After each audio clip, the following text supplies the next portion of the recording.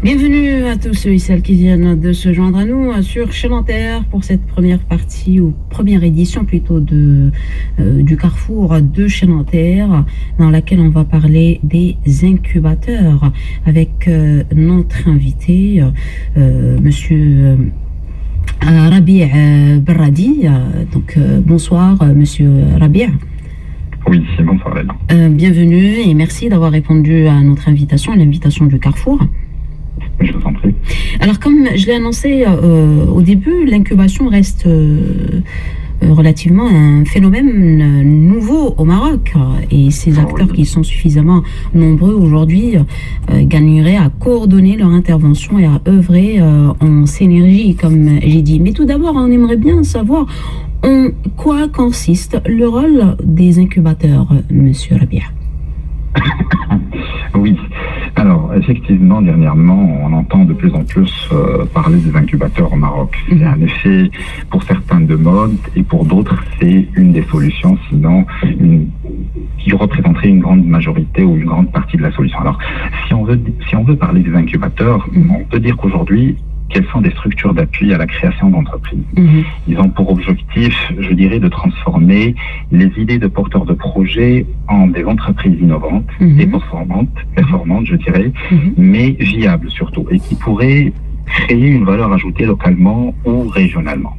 Néanmoins, il est aujourd'hui, je dirais, difficile de parler d'une classification pertinente de ces structures, du fait déjà de leur différence dans le mode de fonctionnement, la finalité, mais aussi de par la diversité des services qui sont offerts par ces dernières. Je dirais, les services sont diversifiés, mais je pourrais aujourd'hui citer quelques-uns et qui aujourd'hui sont un dénominateur commun. Donc, on parlerait d'un accompagnement personnalisé à travers des chargés d'incubation qui aujourd'hui sont dans les incubateurs, des interventions d'experts techniques à la rigueur aux besoins de la cible accompagnée, des jeunes, des porteurs de projets, de par un tout petit peu la diversité des métiers ou des axes qu'ils entreprennent, des accès à des communautés d'anciens incubateurs.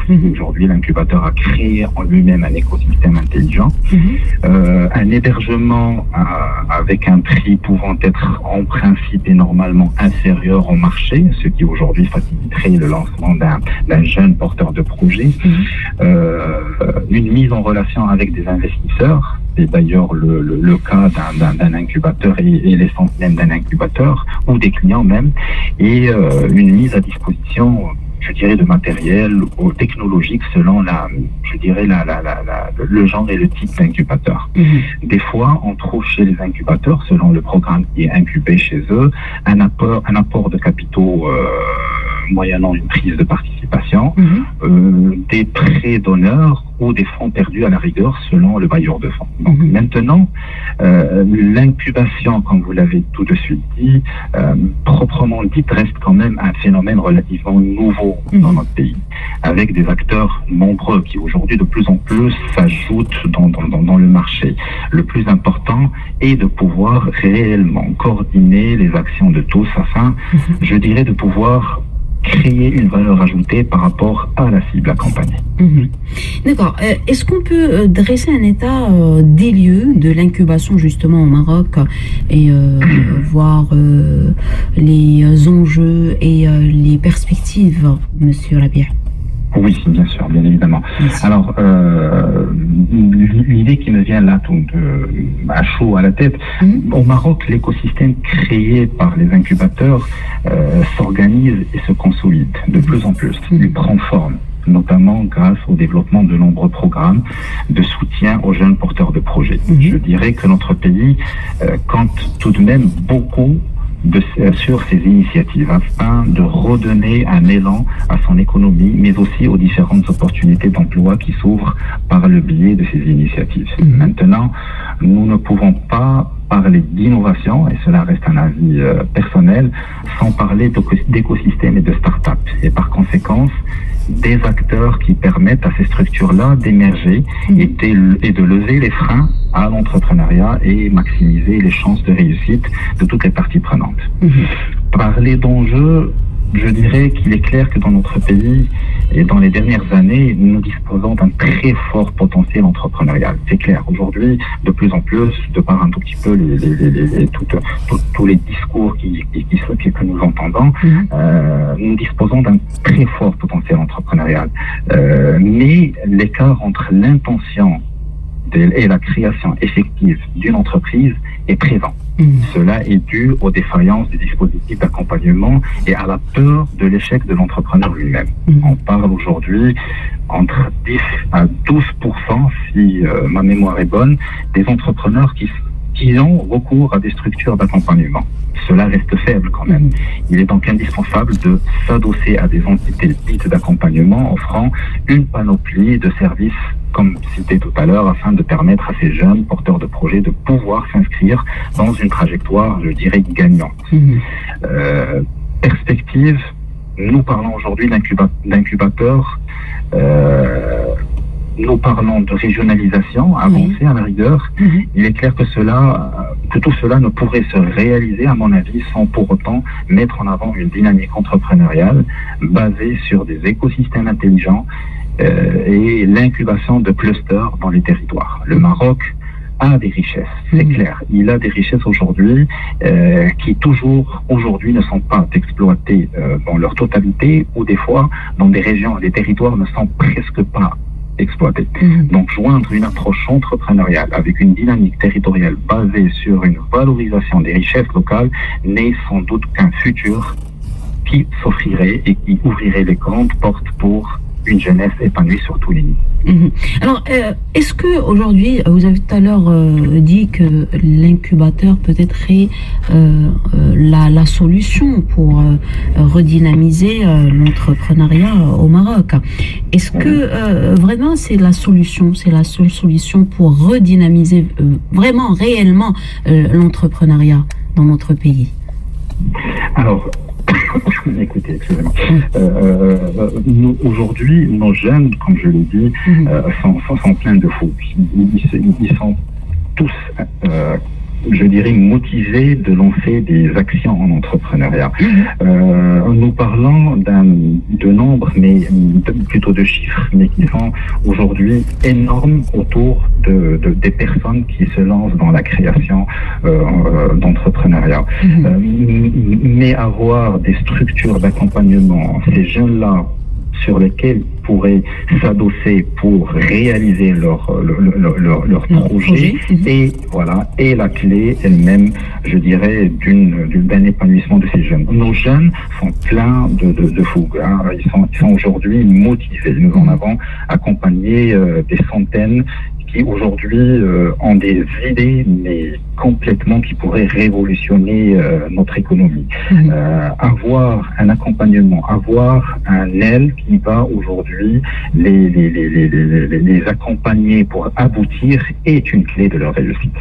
Donc, si j'ai bien compris, le rôle plutôt des incubateurs, c'est l'accompagnement tout simplement de ces jeunes porteurs de projets. Alors, l'accompagnement, je dirais, c'est un terme large. L'accompagnement peut être aujourd'hui un accompagnement, je dirais, intellectuel, c'est-à-dire aujourd'hui un renforcement de capacité, de compétences. Je ne parle pas là que de formation simple, je dirais simple.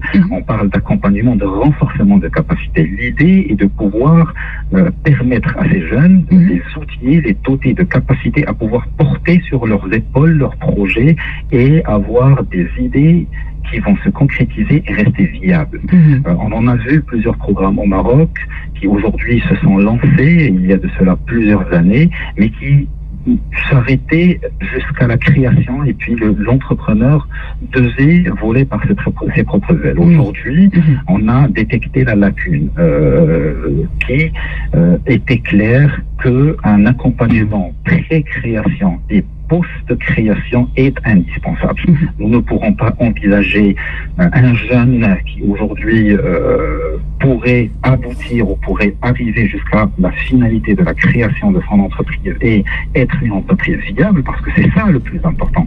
L'idée n'est pas que simplement avoir des chiffres sur un registre pour dire aujourd'hui on en a créé 10 000, 15 000, 30 000 entreprises au Maroc, ou micro-entreprises au Maroc. L'idée c'est que ces entreprises-là puissent vivre, continuer à vivre, créer un écosystème entre eux, pouvoir avoir cette synchronisation économique, pouvoir aujourd'hui créer cette complétude pour qu'ils puissent vivre et pouvoir agir dans leur région avant toute chose et pouvoir aussi avoir un rayonnement sur tout le territoire. Est-ce que vous pouvez nous dire, Monsieur Rabia, qu'est-ce que les incubateurs apportent concrètement à ces jeunes porteurs de projets? Alors, maintenant, il faut savoir qu'il y a un incubateur en termes espace. Il y a l'espace, mais il y a aussi le programme qui est incubé dans cet espace-là. C'est-à-dire aujourd'hui, les incubateurs viennent avec des solutions qui permettent à ces jeunes-là d'avoir un accompagnement en termes techniques, en termes intellectuels, en termes de réseautage.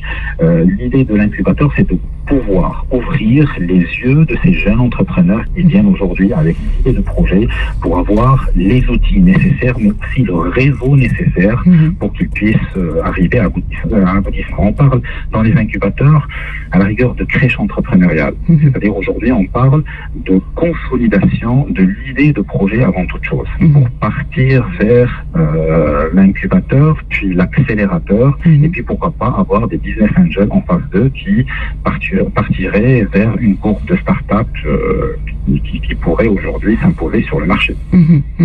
Alors aujourd'hui, est-ce que justement ces jeunes porteurs de projets, est-ce qu'ils ont recours aux incubateurs? Est-ce qu'ils s'y intéressent, je veux dire? Parce que d'après les études, seuls 12% des entrepreneurs ont recours à des structures d'accompagnement. Alors, sincèrement, là, on va parler de deux catégories d'entrepreneurs. Les entrepreneurs qui aujourd'hui sont je dirais des jeunes qui ont des opportunités où ils ont eu la chance d'avoir des études.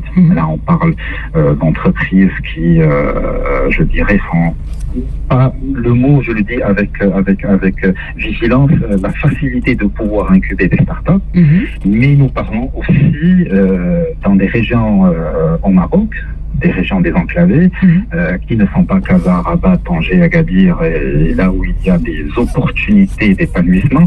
Nous parlons aussi d'un tissu économique et d'entrepreneuriat hors ces villes-là. Et c'est à ce niveau-là, et c'est à ces endroits-là que je dirais, il faudrait aussi penser à mettre des incubateurs, parce que réellement, oui, 10 à 12%, comme j'ai dit tout à l'heure, sont ceux qui s'orientent vers des incubateurs. Mais il y a énormément de jeunes qui aujourd'hui, ou bien ils ne savent pas ce que c'est qu'un incubateur, ou bien ils sous-estiment la valeur ajoutée d'un incubateur, ou à la rigueur n'ont pas la chance d'avoir un incubateur à proximité pour qu'ils puissent s'épanouir et réaliser leurs projets. Justement, comment peut-on sensibiliser ces jeunes à l'importance des incubateurs? Alors, je dirais que, et c'est une conviction propre, aujourd'hui, sensibiliser les jeunes, ça va du moment des études. Aujourd'hui, on parle d'entrepreneuriat des étudiants, on parle aujourd'hui d'entrepreneurs qui partent directement après leurs études à lancer leurs idées de projet, ou même des fois qui sont encore des étudiants, et nous en avons accompagné plusieurs, qui sont toujours des étudiants et qui lancent leurs idées de projet. Mais ça reste toujours un mindset. Il faut agir sur l'esprit des jeunes. Il faut vulgariser l'approche entrepreneuriale et sortir de l'approche salariale. Cela ne veut pas dire qu'aujourd'hui, nous regardons l'approche salariale de manière péjorative. Au contraire. Mais il n'y a pas que le salariat, il y a l'entrepreneuriat. Et l'entrepreneuriat et le salariat sont deux approches, je dirais, complémentaires. D'accord. Alors, aujourd'hui, est-ce qu'il y a, Monsieur Arabia, est-ce qu'il y a une stratégie publique qui favorise ou qui plutôt permet la pérennité des incubateurs? Alors sincèrement, oui. il y a plusieurs initiatives, sans pour autant citer les noms, parce que je ne pense pas qu'on est là en train de parler des noms, mais aujourd'hui, et nous en sommes sincèrement tout fiers, nous en avons commencé sur cette problématique d'accompagnement en entrepreneuriat depuis 2011, et je peux vous dire qu'aujourd'hui, nous avons parcouru un long chemin dans notre pays par rapport aux initiatives qui se sont lancées dans ce sens-là. Il y a aujourd'hui des fonds privés, il y a des fonds publics qui aujourd'hui sont à la disposition des jeunes pour se lancer dans leurs projets. Certes, les jeunes n'en ont pas assez la connaissance de ces programmes qui sont mis à leur disposition ou je dirais peut-être qu'il n'y a pas suffisamment de communication tout autour de ces programmes-là. Ce qui fait que pour un jeune, se lancer dans l'entrepreneuriat, c'est comme lui demander de traverser à la nage tout l'Atlantique. Donc, les programmes sont là, il faut les chercher, il faut se documenter, il faut se renseigner, et des fois, il faut peut-être, pour aboutir à son idée de projet, lancer une activité, puis recourir à une autre activité, puis avoir le challenge d'en faire une troisième pour aboutir. C'est pour cela que je dis que l'entrepreneuriat, c'est un mindset. Oui, tout à fait. Monsieur Rabia, on va se faire une petite pause musicale et on se retrouve juste après, si vous permettez. Avec un peu de Merci.